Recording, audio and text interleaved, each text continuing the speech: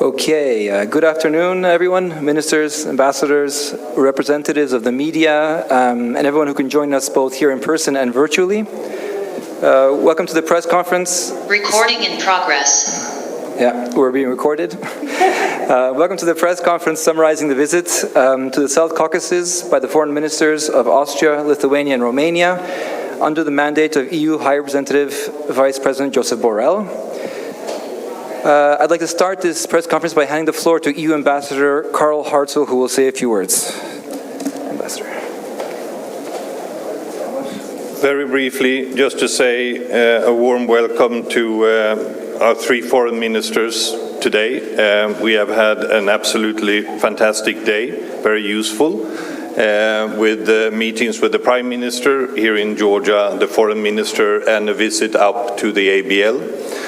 Today is the conclusion not of a Georgia trip, but of a regional trip that started yesterday in Azerbaijan and went through Armenia. And what we will be hearing today are the impressions and assessments from the foreign ministers. Again, thank you so much for being here, and I'll give you the floor now. Well, thank you so much, Ambassador. From the outset, I would like to express a well-deserved word of appreciation for our partners from Georgia, Azerbaijan, and Armenia for their warm hospitality and the excellent organization of this tour through the South Caucasus, a region having strategic importance for the European Union.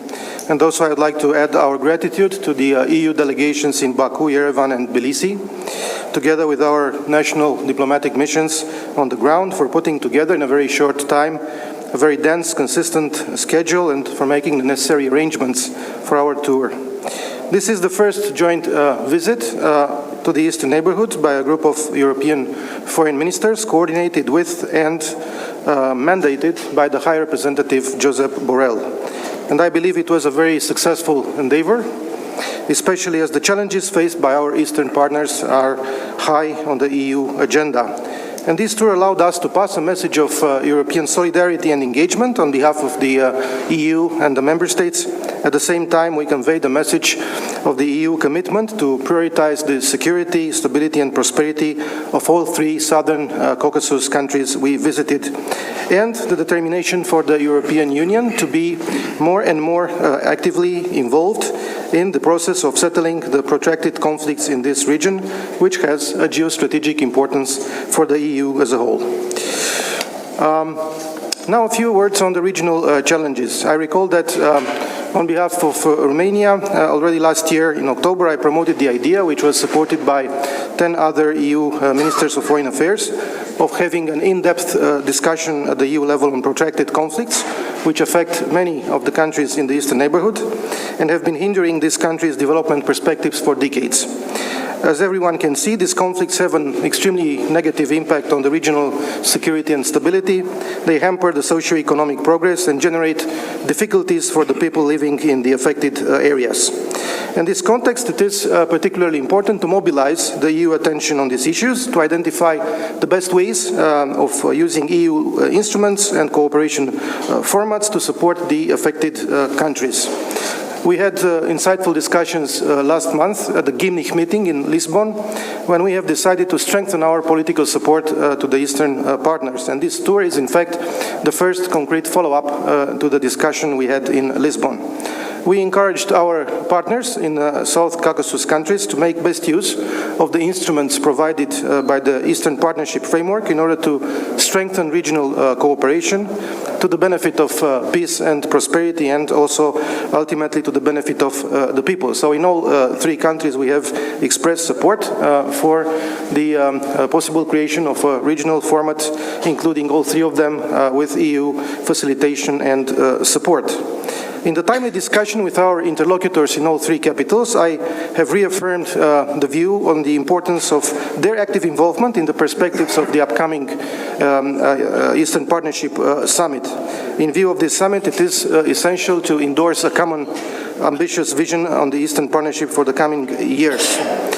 While maintaining the inclusiveness of the partnership, we should be ready to reward the efforts of our most ambitious and committed partners, such as Georgia, but also Ukraine and Republic of Moldova. This is why we advocate for a flexible Eastern Partnership with a fine balance between inclusivity and differentiation. From Romania's perspective, as I proposed at the European level, I will promote the need to develop a security dimension within the Eastern Partnership.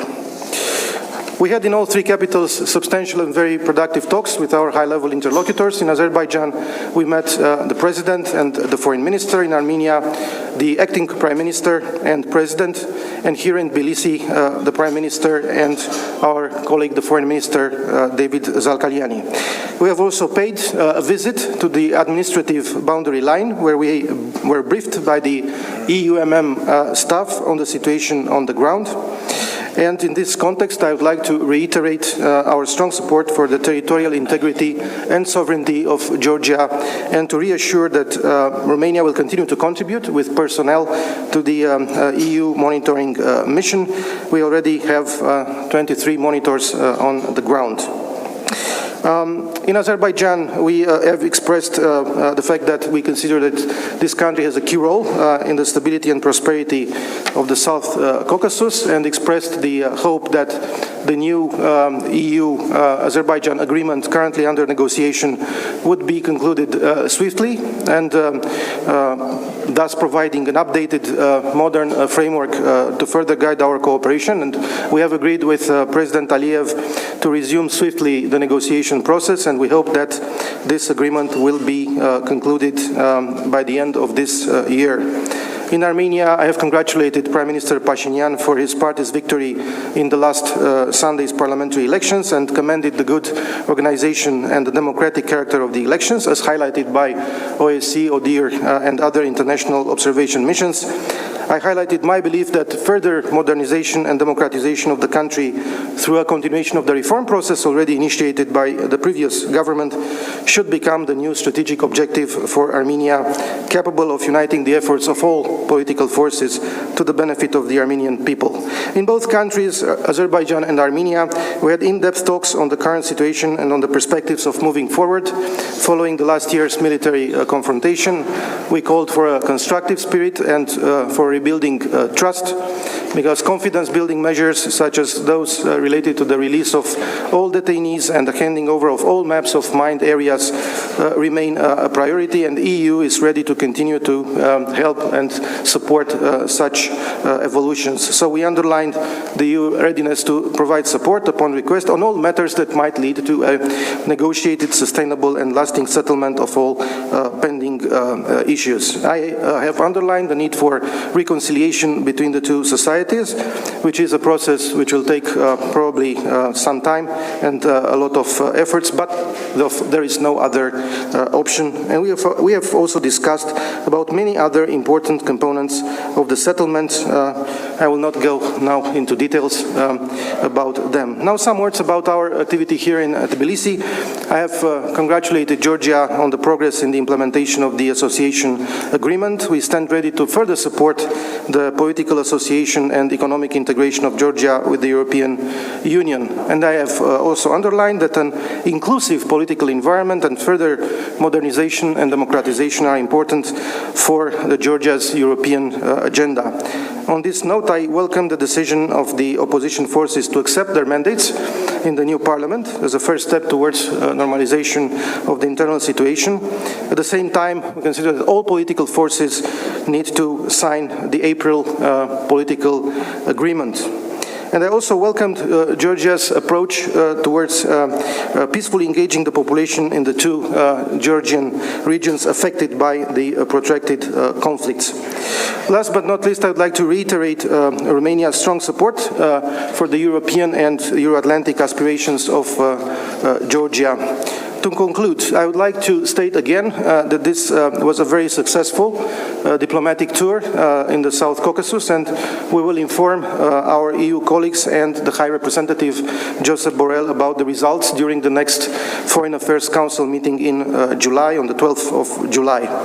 As you know, our joint delegation left together from Bucharest, and we are now returning together to the capital of Romania. This has shown that Romania is proactively engaged in the region and that we have well-acknowledged contribution at European level regarding our eastern neighborhoods and our partners.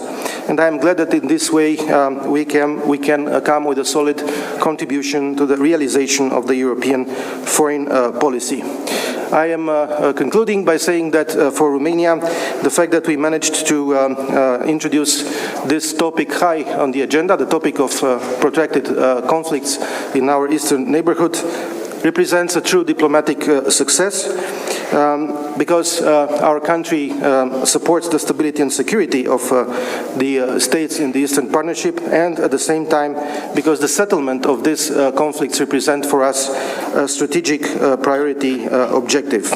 We will continue to advocate for closer ties with the EU and for more EU involvement in the region to the benefit of the future perspectives of all three countries, and especially to the benefit of the citizens who, I hope, were reassured these days about the EU support. Thank you so much, and I would like to ask my colleagues to... Thank you very much.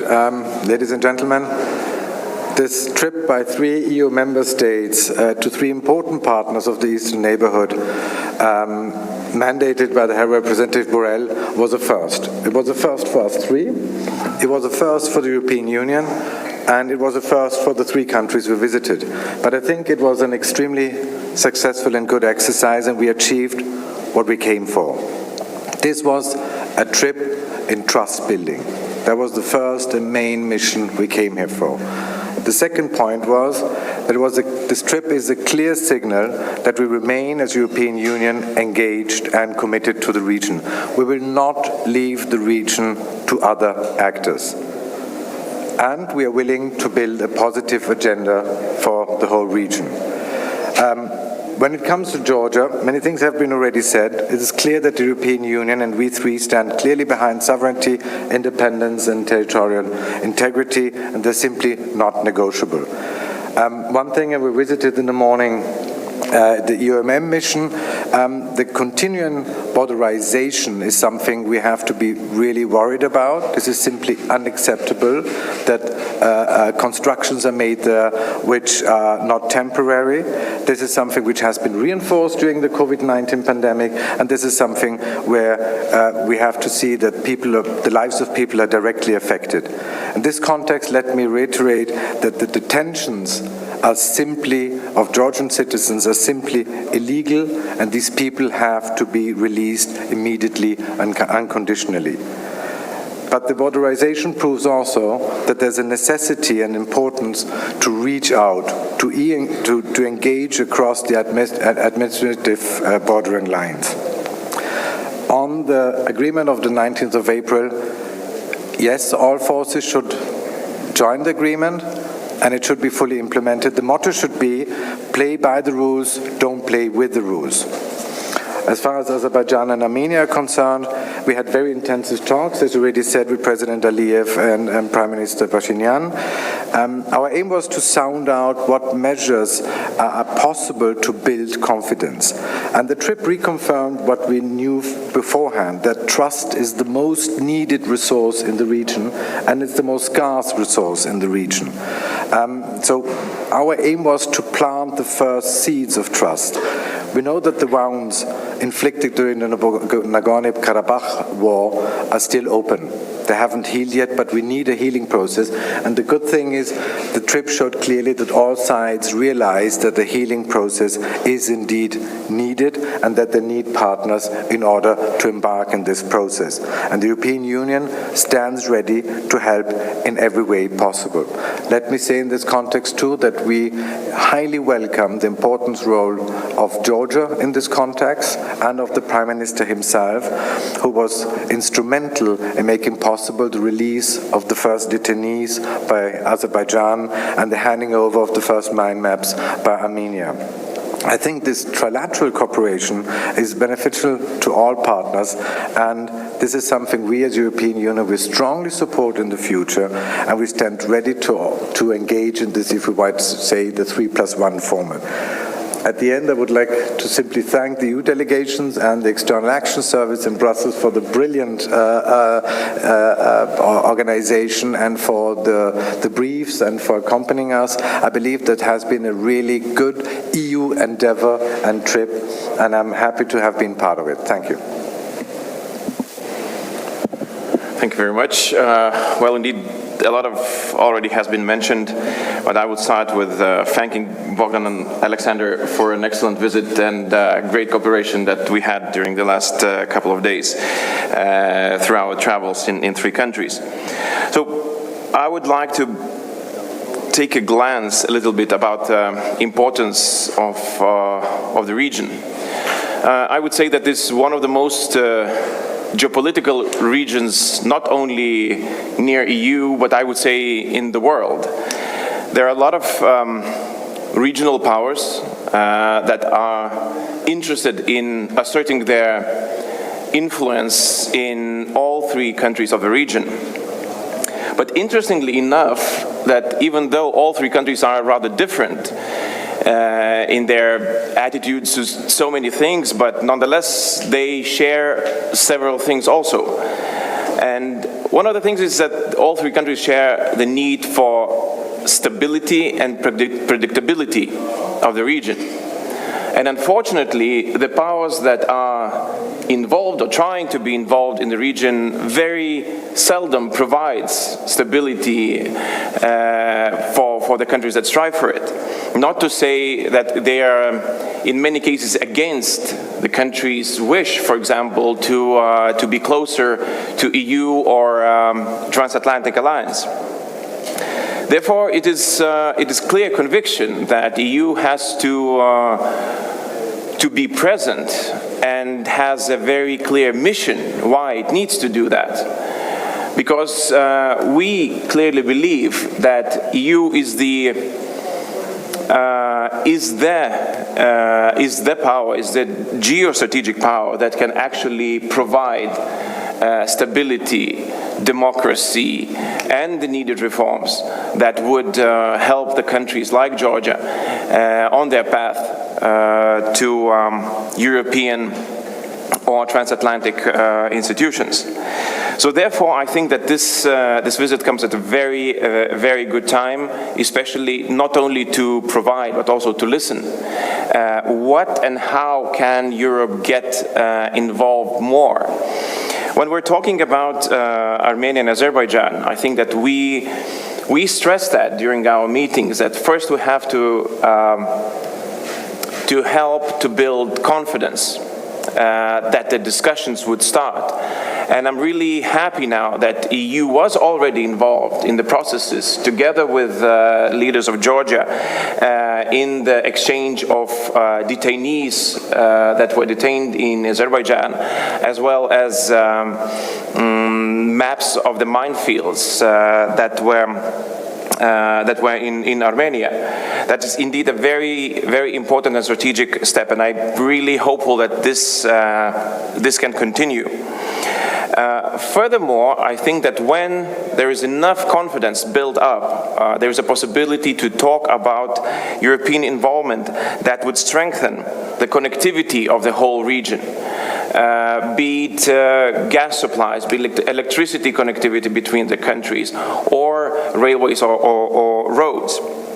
Europe has knowledge in this. Europe has know-how in this. We've done that before in other countries. So I think that would be the benefit of the whole region. Few words about Georgia. We had an excellent meetings, a couple of meetings today. Many things were mentioned, so I will very briefly just put some points that I see that as rather important. We've talked about the need of immediate release of Mr. Gaheladze. This is a very sore subject for the government of Georgia, and we really support their request that the illegally detained person should be immediately released from where he's held now. We also stressed that the agreements in which EU participated need to be fulfilled and honored in full. And also, as I mentioned before, we commended Georgia's involvement in the confidence-building measures between Armenia and Azerbaijan. I think that Georgia has a very special role to play in building more confidence and more stability in the region. It can really take upon the leadership in the region, and I'm really happy to see the first steps to this direction are taken. Thank you. Okay, thank you very much, ministers. We will now move on to questions from journalists. We have compiled a list here, which I will go through. Just a kind reminder that questions should be in English. Please keep them as brief as you can, so we can fit as many as possible. And please, one question per media outlet. I'd like to start then with a question from Rustavi 2 TV here locally. Please go ahead. The microphone is there. And sorry, and one more thing, please specify if your question is to all the ministers or to one minister in particular. Yes, thank you. Hello, sir. TV channel Rustavi 2, Miriam Gorgodze.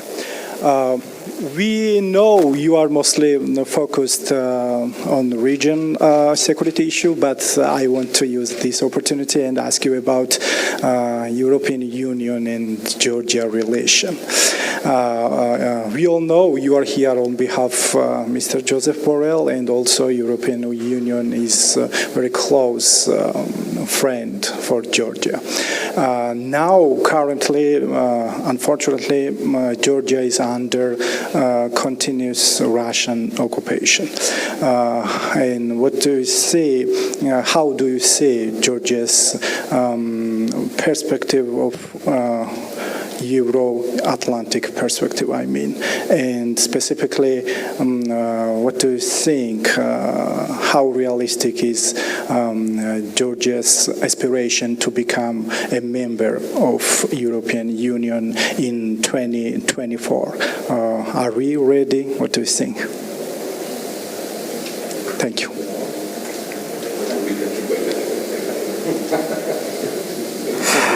Just very briefly, because it's a question you can answer actually for minutes. We very much appreciate Georgia's ambition. That's a very good thing. This Euro-Atlantic ambition is something we fully support.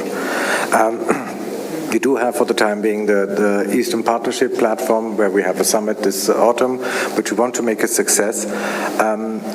Austria, as a neutral country, I cannot talk for NATO, but as far as the European Union is concerned, I think it's always free. Every country is free to apply. That's one thing where the treaties are very clear. We are currently embarked in an enlargement process in Southeastern Europe and Western Balkans, as you're probably aware, and I would say it's free to Georgia to apply, but what I wanted to underline is it's very good. This ambition is good. We will support it. And as you said at the beginning, that you are suffering from the Russian presence, I said very clearly, our trip here has the signal as well and the message, we don't leave the region alone, and we as European Union are not leaving it up to other actors. Thank you. Thank you. Well, I will be speaking in my capacity as the Minister of Foreign Affairs of Lithuania. Just a disclaimer. So, as you well know, that Lithuania has always supported Georgia's European and transatlantic ambition. We consider that any country that meets the criteria has to have door open in Europe. We had this option. The Copenhagen criteria was very clear to us. We did the reforms that were needed, and now we're a member. And we think that the same rule should apply to all who adhere to the rules and conditions. Being said that, there are important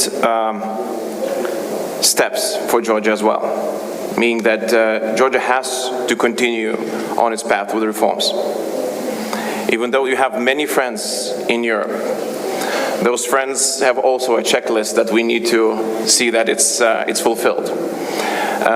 Therefore, please continue on that path, and that will help us help you in the future. Thank you.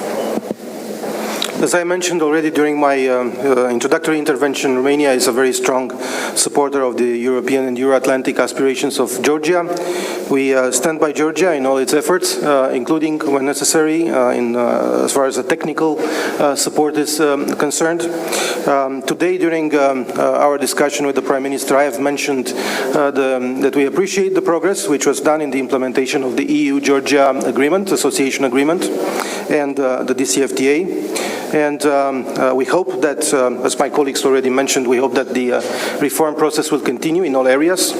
For instance, we have expressed appreciation for the progress and success achieved in the electoral reform, and hope that the reform in the justice system will continue and be completed in accordance with the requirements of the EU and the Venice Commission.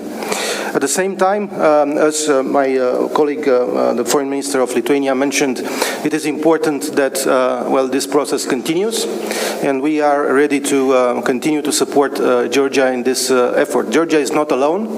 Georgia has his friends along with Georgia, and Georgia can count on its friends. But the most difficult task is on Georgia's own shoulders. At the same time, as far as the Euro-Atlantic integration is concerned, I would like to point out the fact that the recent NATO summit, which took place on the 14th of June, includes specific references on Georgia's Euro-Atlantic aspirations.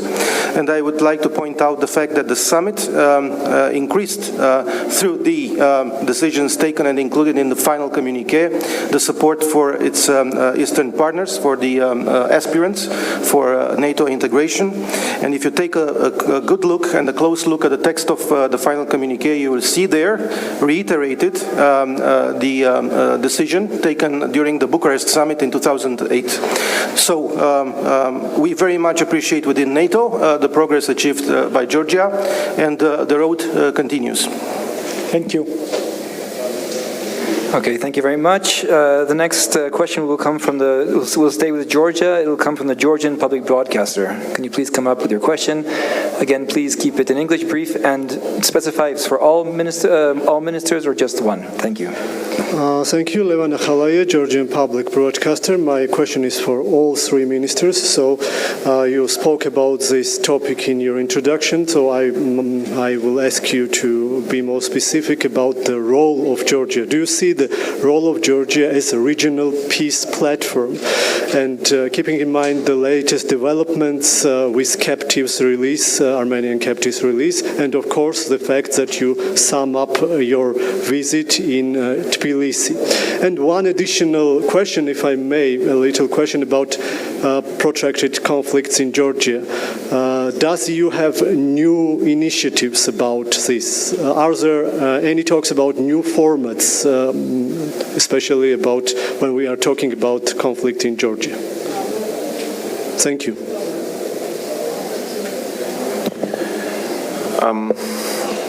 Well, I will start briefly, and now we've decided that we will take each minister one question in order to have more questions.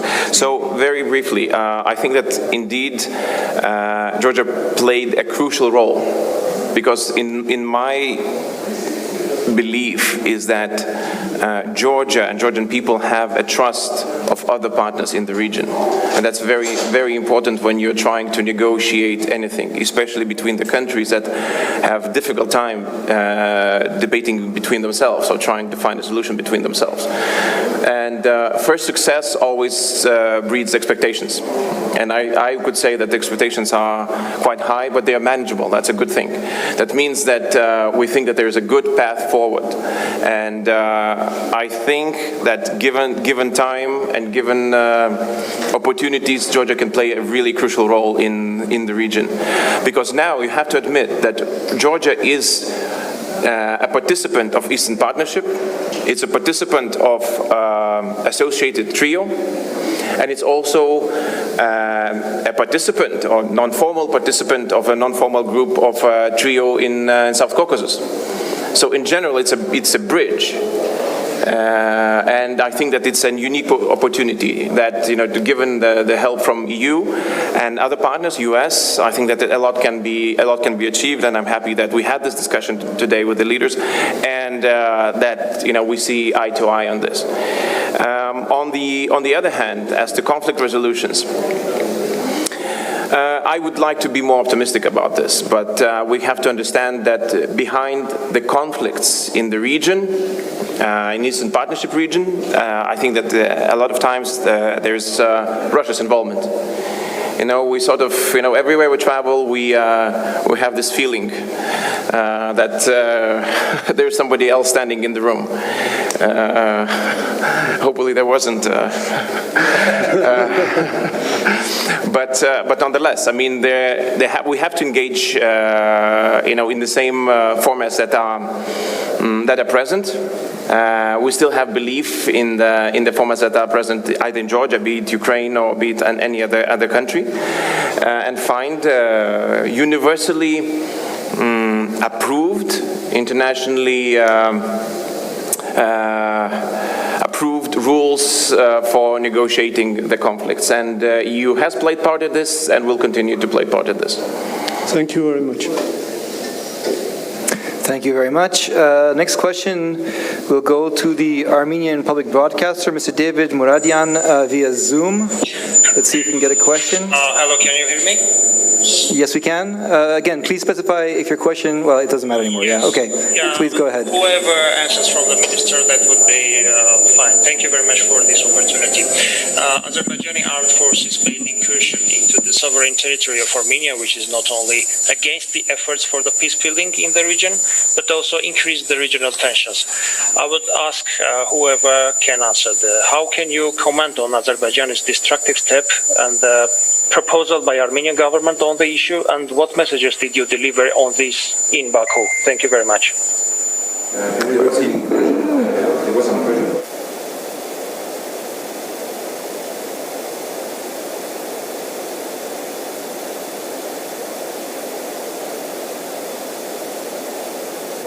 Very briefly, as my Romanian colleague already said, we don't want to go into details of our discussions in Armenia and Azerbaijan, but you're absolutely right. The issues there we have to tackle, which all are under the umbrella of confidence building, of delimitation, of demarcation, of disentanglement, and this was a major part of our discussions, but please understand that first we want to debrief our colleagues and the High Representative and see where we could go from there before we spread it out in public. Thank you. Okay, thank you very much. We will move on then to the next question. The next question is from Radio Free Europe, Radio Liberty, the office in Armenia. I don't know if they had some technical issues in the Zoom. Are they available in the Zoom? If not, are you? You're here. Okay, so in that case, maybe we'll move the question to the Radio Free Europe, Radio Liberty office in Tbilisi. Can you please come up and ask your question? Thank you.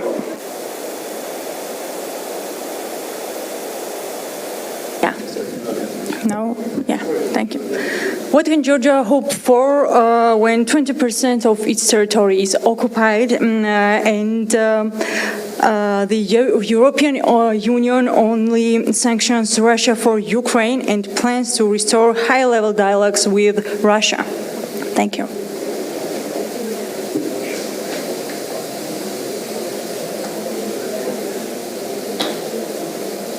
Well, it's a very good question because indeed today we have discussed about all facets of the conflict here, and well, what is important is to have a comprehensive approach to this conflict. On one hand, we have to support the integrity of Georgia, and this is what we are doing, including through this visit, and including through the visit that we have paid today at the administrative boundary line. And at the same time, I think it's extremely important that we combine all possible instruments that we have on our table in order to achieve progress in this respect. For instance, we have discussed today, but again, I will not go into far more details. We have discussed today about how to make, for instance, Georgia proper more attractive for the separatist regions. At the same time, we know that the Georgian government has a certain approach towards engaging without, of course, recognizing the separatist so-called authorities. And I think there could be more ideas in order to develop this, including as far as the economic attractiveness of Georgia for the separatist regions. On the instrument of sanctions, of course, we can, of course, think about that. We have this instrument being applied, and we are progressively developing the way it is applied. I would, for instance, make a reference here to the global regime on human rights, which the European Union just adopted and started to implement at the beginning of this year. So we will take a close look at that, but again, we need to discuss first with our colleagues in Brussels and in the other capitals. Thank you. Thank you. Thank you very much. Next question will be from Mr. Zumrud Pashkin from the Azerbaijan Press Agency. Mr. Pashkin is going to speak through Zoom. Please go ahead.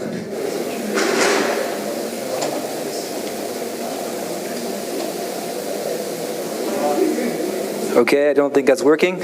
Okay, maybe we'll skip ahead and then come back to Mr. Pushkin when the next question is done. The next question was submitted in writing, so I'm going to read it out. It comes from Mr. Ismail Fataliev from the Azerbaijan Journalist Network. His question is, when is it the right time to include civil society organizations from both the South Caucasus and the EU in confidence-building processes in what is now the former North Nagorno-Karabakh conflict? Easy answer, yesterday. Actually, we have discussed, and I have mentioned in my intervention, the fact that it is extremely important to promote all kinds of reconciliation instruments and methods. And reconciliation includes also civil society organizations. And I think it is extremely important that at the end of the road, the two societies be reconciled and start to, understand each other in a more comprehensive manner. At the end of the day, this conflict affects everybody. So it is extremely important that the final resolution and the comprehensive resolution of the conflict takes care of, especially the most affected ones, which are the people. So yes, the answer is yes, we need reconciliation and involvement of the civil society organizations. Great, thank you very much. And at this point, we will move on to the last question. It's actually Ms. Pashkin. I'm very sorry for calling it wrong. But can you ask your question? Does it work? Yeah, we don't hear you. Maybe you can type your question in the chat and I will read it out. Is that possible?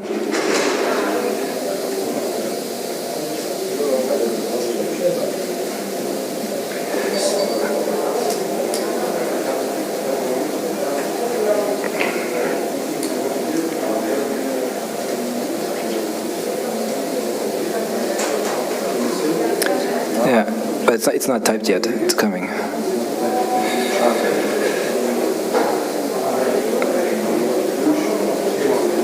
Okay. Okay, I think, is it working? Can you give us a thumbs up if you want to type the message? We can't really see anything. Can we move the chat box for a second? Technical crew? There it is, sorry. Okay, I see it, I'll read it. My question is, does the EU have concrete suggestions to the confidence-building measures between the nations? Yes, we do, but as I said beforehand, this was something where we discussed extensively with the President and the Prime Minister. We will now get back to Brussels to brief our colleagues, and this trip was all about that. This trip is about showing that the European Union is engaged, will remain engaged, and if we can do something, if the European Union can deliver something, then it's confidence building. Then it's using the potential, reaching from civil society to economic actors to political actors. That's what we are good in as European Union, and trust me, this is exactly what our message was, and but we are aware that this is still a very sensitive issue, that the wounds inflicted during the Nagorno-Karabakh conflict are still open, that we have to start this healing process. So please understand that we are cautious with what we say publicly, because we are still in a situation where one word too much could, reach or cause a reaction by the other party, which would like to prevent. Okay, great. Thank you very much. I think we're almost out of time. There may be the option for one more quick question, or maybe not. Sorry, I just heard that we are out of time. Okay, very good. So thank you very much for everyone for joining us. Thank you, ministers, for your time. And this press conference is over. Thank you.